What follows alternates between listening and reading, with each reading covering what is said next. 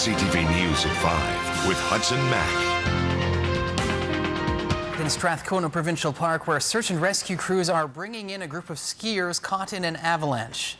Here is what we know. RCMP say 4 people were caught in a small avalanche on Mount Washington outside resort boundaries near Moat and Circlet Lakes in Strathcona Provincial Park.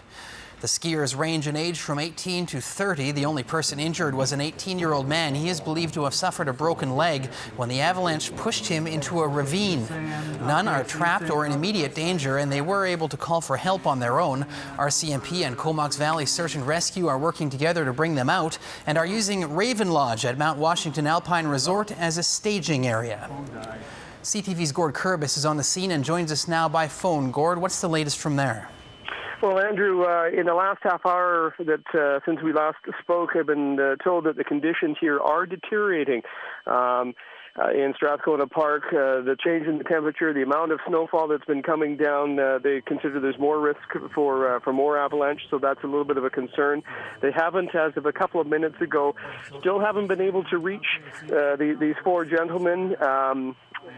The distance is only about 8 kilometers from Raven Lodge, where I'm standing right now, which doesn't seem like a long distance, but I guess it's quite mountainous terrain, and the snow is very deep, so they're having troubles getting with the snowmobiles and snowshoes trying to get to these 4 individuals. They do have a pretty good location. They're in cell phone and text contact with the 4 individuals, but it's kind of, they're out there. They don't know exactly where they are. They've got a good estimate, and so until those team members get a little bit closer, they can't exactly pinpoint where they are. A second search team has just gone out to try to assist, and so that will hopefully alleviate the situation. As you mentioned, the 4 gentlemen were covered in the avalanche. They were able to dig themselves out, so the good news is they do have some training. And I spoke just a couple of seconds ago with Paul Berry, who is the search manager. Some pretty steep, difficult terrain and significant snowfall today, over 18 centimeters today on the mountain since 4 o'clock this morning, and pretty, it's not dense snow, so it's going to be difficult for travel.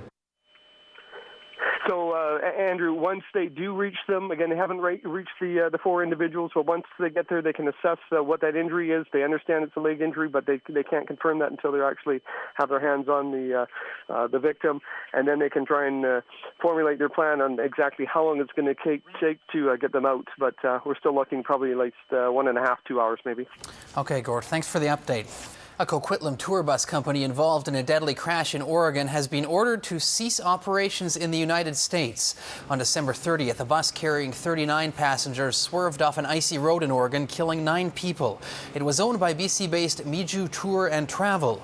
Investigators say they uncovered records showing the company failed to monitor its drivers' rest periods and hours. The driver of the deadly crash had been on duty longer than the 70-hour maximum the day of the incident.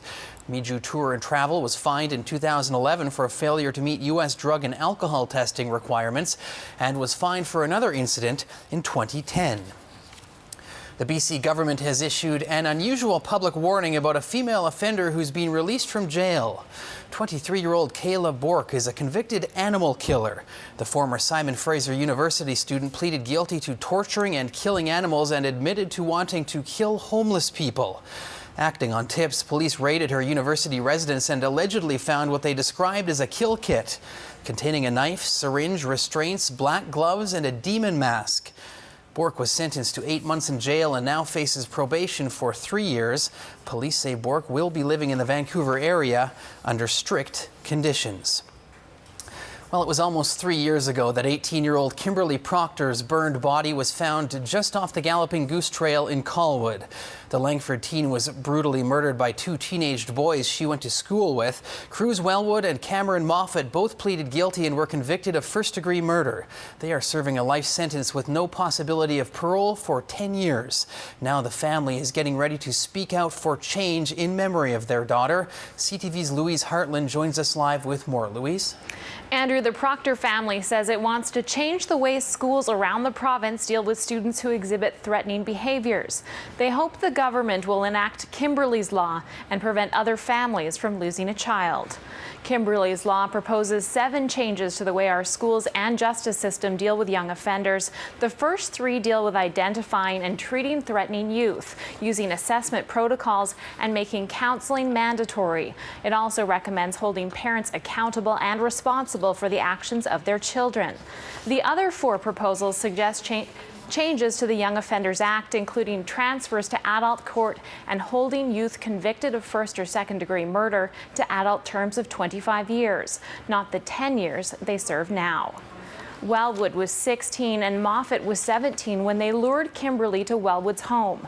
Over several hours, they bound, gagged, sexually assaulted, and murdered her before mutilating her body.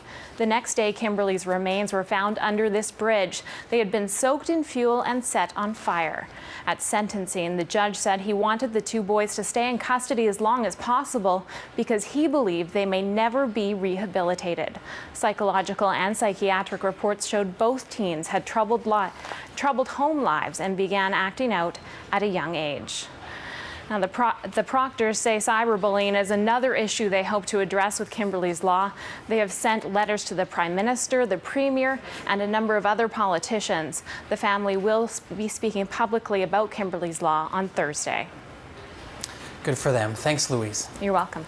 An anti-whaling organization's top man has stepped down to avoid criminal charges after he was handed a U.S. court order. Paul Watson is the founder and president of the organization Sea Shepherd, which aims to track and expose Japanese whaling vessels. The Canadian-born environmentalist has dual citizenship in the U.S. and was issued an injunction last month forbidding him to be within 450 meters of a Japanese vessel. He says he'll keep an observer status but is giving up his paid positions. The group has been accused of aggressive campaigns using terrorist activities to stop whalers. Watson says the group operates within the guidelines set out by the United Nations and its actions have not injured any of its targets. A woman in Nanaimo is lucky to be alive tonight after her car was struck by an oncoming train. It happened just before 6 o'clock. The lone driver was turning off of the Island Highway onto Waddington Road and was trying to cross the tracks at a marked crossing when the train slammed into her. RCMP says she is lucky to have only suffered minor injuries. This is an extremely lucky situation. I mean, this city has known several train accidents, some of which have resulted in fatalities. And this just underscores the importance of the fact that this railway line does still have trains. They don't travel very often, but they are increasing in frequency. RCMP are reminding people that while there is currently no passenger train running, it is still an active railway for freight trains.